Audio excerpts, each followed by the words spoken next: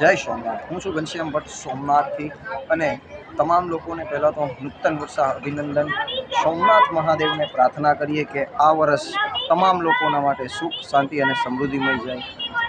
હાલ વાત કરવામાં આવે તો અત્યારે દેશભરમાં ઘણા ફ્રોડો થઈ રહ્યા છે અને દેશ વિદેશમાં બહારથી લોકો ફ્રોડ કરી રહ્યા છે, ત્યારે સરકારશ્રી દ્વારા એક હેલ્પલાઇન ચાલુ કરવામાં આવેલી છે જે સાયબર ક્રાઇમ છે।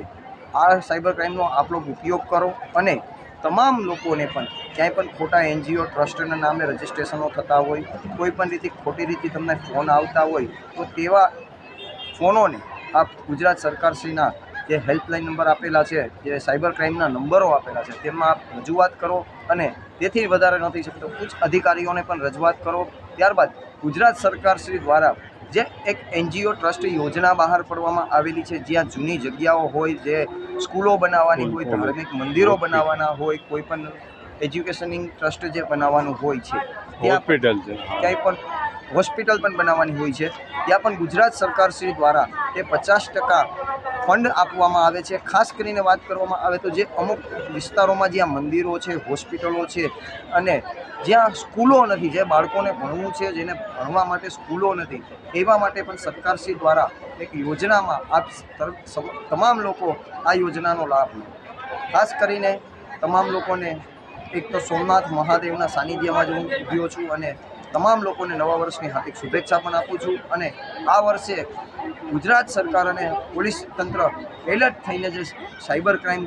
બંધ કરી રહ્યું છે એવા ન થાય તેવી પણ લોકોને વિનંતી છે અને આવા ક્યાંય પણ બનાવ બનતા હોય તો તરત પોલીસ તંત્રનું ધ્યાન રાખો। જય સોમનાથ। આપનો કોઈ નવા વર્ષ નિમિત્તે નાગરિક માટે શુભેચ્છા સંદેશ અથવા બીજો કોઈ સંદેશ છે? ખાસ કરીને એક સંદેશ આપવા માગું છું કે હાલ હમણાં ટૂંક સમય પહેલાં જે ઘણી જગ્યાઓમાં ફ્રોડ થયા છે, ખાસ કરીને જે સોમનાથ મંદિરમાં બહારથી યાત્રિકો આવે છે,